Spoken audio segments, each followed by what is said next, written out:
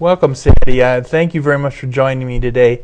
I think this is a new endeavor by Lebanon. We're going to try to have conversations with each other and with the different departments and the city clerk's office. I have never seen a more smiley face place in my life than to go to City Hall and go to floor 2, and there we have our city clerk's office. So I congratulate you on such a bunch of smiley folks. Thank you. We are a happy group. You are. I mean, people come in, and people here in Lebanon have been very patient, I've noticed, and sometimes they have to wait in line. And today I think we're going to talk a little bit about that. But I think that one of the emphasis for the city of Lebanon from our operations as a whole is that we want to be known as a place that's friendly, that's focused. We want it to be flexible. We want to be as fast as we can, but there are certain things we always want to make sure they're done right. Absolutely. Accuracy is very important. Yes, and one thing I will mention to people, and I'm going to continue to mention this to people whenever we're on, is that there is a portion on our website that if you go to the Lebanon City website, there's something called the Lebanon Connection on there. Yes. And sometimes people don't realize that Lebanon Connection is your way of speaking to a department. And so you click that Lebanon website and Lebanon Connection, you click that, and it'll come up and it'll show you a series of departments that you can touch on, click, and then you can put in your comment. And we hope you will, say something good, but we also would like to have you give us any criticism you have. And if you have a complaint or a concern, you put it on there.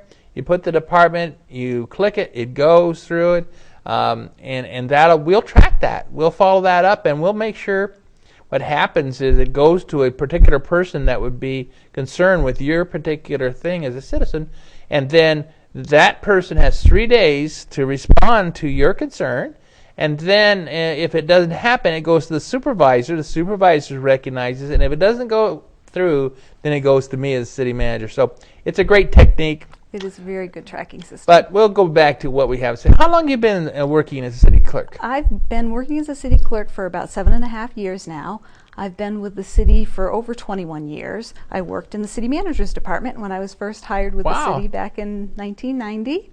And so I've got all the history for your department. So anytime you need to, you step down the hall and we'll chat. Well, as a new city manager, I need people like Sandy, and I need some people like in our staff, because without them, I would just kind of lose my way. I would just be, hither and thither. So it's really good that I have you right down the hall. I have all that great staff there. I think people are always wondering what goes on down there, and I think most of everyone finds their way to City Hall. But I know it's really hopping right now. And could you describe what the services we have down there? Sure. And maybe emphasize this time of year about what's happening down there? Absolutely. The city clerk's office is probably one of the departments of the city that most residents have contact with at least once a year, registering their motor vehicles, registering to vote, dog licensing. We handle a variety of activities. We also issue vital records, birth, death, and marriage certificates, and we do it with a smile on our face. Our staff is very happy. They enjoy their jobs. They've been with the city for a long time, so they're well trained, so they're really able to give Lebanon residents quality service, and they're just well trained and a great group. That's great. When people come down there for one of these things, are there any tips that they should have in mind when they come down to City Hall? Absolutely. I think the most important tip is that if you're a new resident to the community, that you give us a call first if you're planning on coming in to register your car. That way we can make sure you have all the paperwork that the person needs to save them a repeat trip back to City Hall. As much as we love to have people coming in constantly, it would save a person an extra trip back in. And so we do encourage people, anytime you have the doubt, to give us a call, because this time of year especially is very busy for us. Mm-hmm. Dog licensing is occurring right now, and the deadline for residents to register their dogs, to license their dogs, is the end of this month. And so we're hoping that people will get in and get that taken care of. And also motor vehicles is extremely busy this time of year, because as spring, you wouldn't know it now, it's snowing outside, but as spring is approaching, people start getting out their fun cars, their motorcycles, their campers, and coming in to get them re-registered. So it does make for a very busy time, especially the next couple months coming up. Well, that's really terrific. Have there been changes this year and over other years? Is it about the same? It's pretty much the same every time this time of the year. And when you get into your summer months, we also have staff vacations. People need to take a little bit of a break and enjoy some free time. So that makes us short staff, and that can create a little extra time for people to get things taken care of. Yeah. And I will mention too, if you wait to the last day to come in and renew your registration, you can plan on waiting, because at the end of the month, especially in the beginning of the month, people do wait to the last minute. So we do have long lines, especially. So if we were going to say, what's the ideal time to come to City Hall to take care of your business? I think the ideal time to come in and get it done without having to wait is mid-month and midweek. And so those time frames just seem to work best, because most people either come in Mondays or Fridays, and most people don't come during the midweek. So wow, that's great. I know. As a new person in the community, I came in and I registered. I got my tags. I bought the moose tag. I decided the moose tag was the way to go. And I registered them, all my 3 dogs, my bulldog, my retriever, and my poodle. So I got that. I registered to vote. Excellent. And I did all that in one sweep. And then your staff kindly provided me some directions on getting my license for my New Hampshire license. Yep. So they were it was very useful, and and it was the directions ahead of time helped me a great deal in doing that. Super.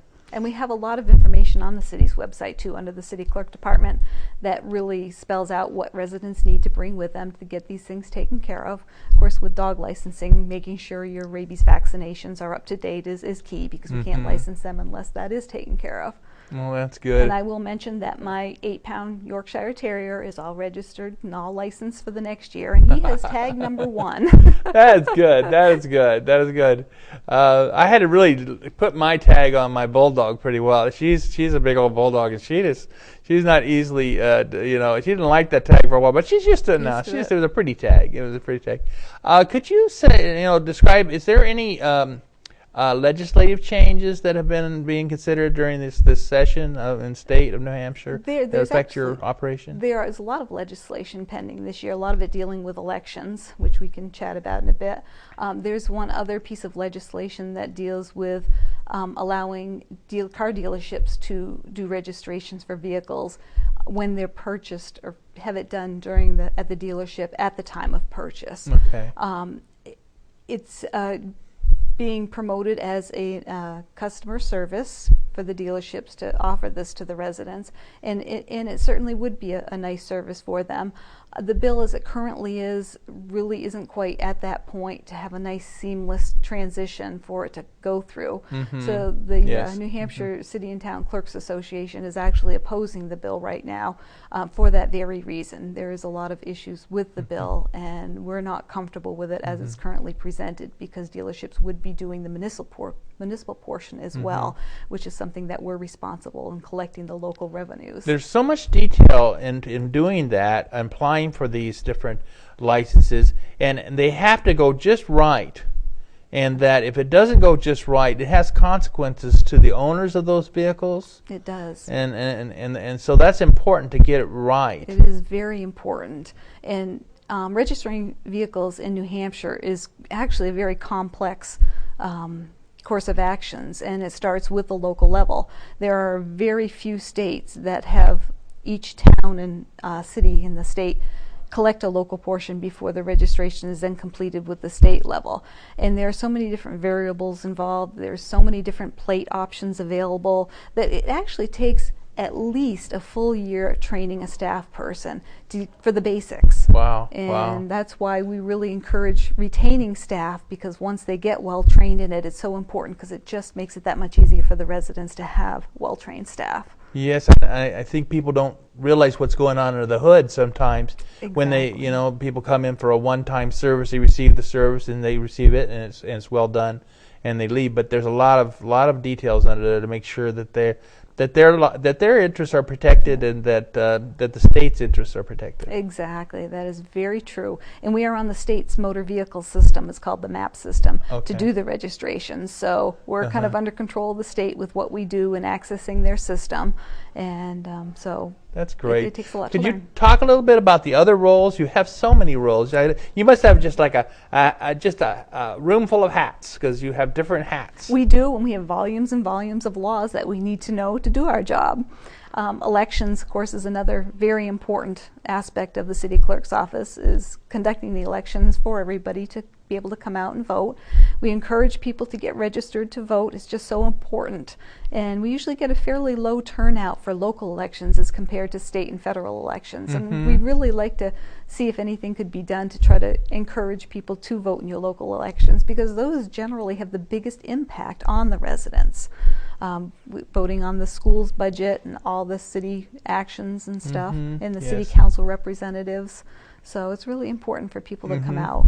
And preparing for an election is very time consuming. It starts months prior to the election.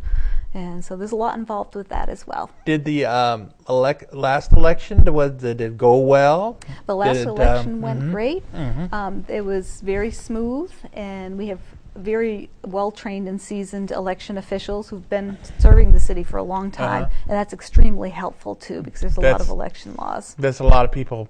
Do they get paid for volunteering to help? Some of the positions are paid. Each ward, Lebanon has 3 wards. Each ward has a moderator, has a ward clerk, has 3 supervisors of the checklist, and 4 ballot clerks. And those are all paid positions. And we also try to solicit volunteers on the really busy elections to come in and help as well. Oh, good, good. Other roles, other hats you wear?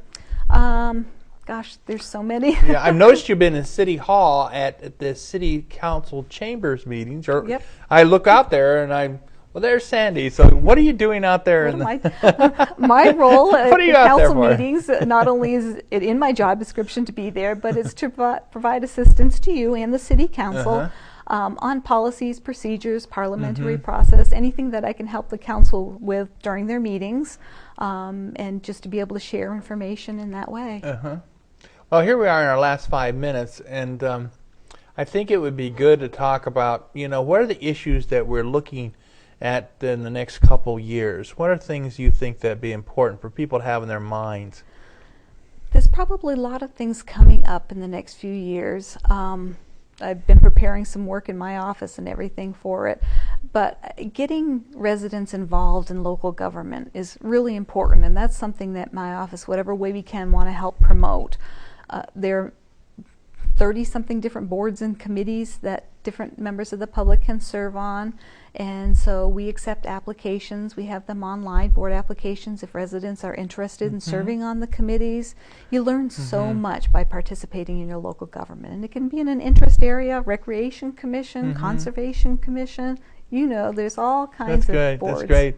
Yeah, I think that's really a great outcome to be identified, to have 100% citizen participation. That would be phenomenal. And wouldn't that be great? That There's over 13,000 people that live in Lebanon. There's many people that come back and forth in Lebanon.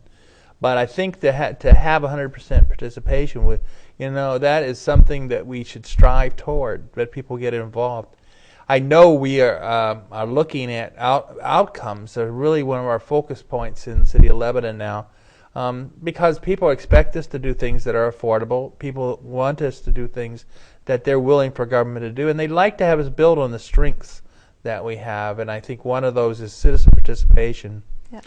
And we're going to be looking at, and just broader, I know, in our discussion here, it brings out the point that I'm looking at a citizen academy that we would do in the city, where we would introduce citizens from all walks of life who might have interest in learning about the city, learning about how you could serve on committees, learning how you might participate in different activities in the city, to get involved in your community, to be civic-minded, and to get involved with us. And it's fun, too. We'll make it fun. So next year, that would be something that we'll be looking at as a citizen academy for the city. I've done this elsewhere, and I think it's a great way for people to get involved. You get to know people, you'll get to see things, and you'll get to kind of maybe decide whether you want to make the choice of becoming a committee member, join one of our advisory boards. I think that would be really great. That would be great. Yeah. And it would be especially fantastic if we could engage the younger generations coming into it to participate as well. That will foster a lifelong commitment to them and being involved in their community. It would be good, because I think, like, I started out, and why did I go into local government? And it was because one of the teachers that I had was also a legislator, a state legislature, and he took the class to see how the government operates, and he showed us, and that was very intriguing, and that was a very early visit, and so as a result, I went into government. Now, last minute, I think we're going to close. I think we're always closing the note that the city of Lebanon is interested in becoming a sustainable city. And there's a vision about sustainable cities that we want to add more back to the city than we take away. Yep. And so I want to thank Sandi for being here today, for the service of her really great staff. And we're here to serve you as you view this program. This is the first of the programs. It'll be the first of many. So thank you, Sandi, for being the first guest on the program. Thank you very much. It was a pleasure. Thank you very much.